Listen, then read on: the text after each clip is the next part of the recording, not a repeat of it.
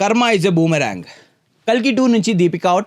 కొన్ని నెలల క్రితం Sandeep Reddy Vanga and Prabhas most anticipated project Spirit నుంచి కూడా అవుట్. స్పిరిట్ నుంచి తీసేశారంటే ఓకే, సినిమా ఇంకా స్టార్ట్ అవ్వలేదు. కానీ కల్కి 2 అలా కాదు. పార్ట్ 1 రిలీజ్ అయ్యి బ్లాక్ బస్టర్ అయ్యి ఇంటర్నేషనల్ రేంజ్లో రికగ్నైజేషన్ పొందిన సినిమా నుంచి ఒక లీడ్ రోల్ ప్లే చేసిన దీపిక పదుకొని తీసేశారంటే సాహసం అని చెప్పాలి. వైజయంతి మూవీస్ తమ ఎక్స్ ఖాతాలో మేము అన్ని విధాలా ప్రయత్నించాము, కలిసి పని చేయలేకపోతున్నాము, కల్కి వంటి సినిమాకి పని చేయాలంటే అంకిత భావం ఉండాలి, ఆమె ఫ్యూచర్ ప్రాజెక్ట్స్కి ఆల్ ద బెస్ట్ అని రాశారు.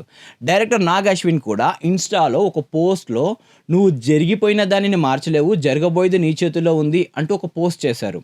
All of sudden why this Kolaveri అంటే సర్క్యులేషన్లో ఉన్న భోగట్ట ఏంటంటే దీపిక కల్కి పార్ట్ 2 కోసం ఉన్న రెమ్యూనరేషన్ మీద 25% హైక్, అంటే అది ప్రభాస్ ఫీజు కన్నా ఎక్కువ డిమాండ్ చేయడం.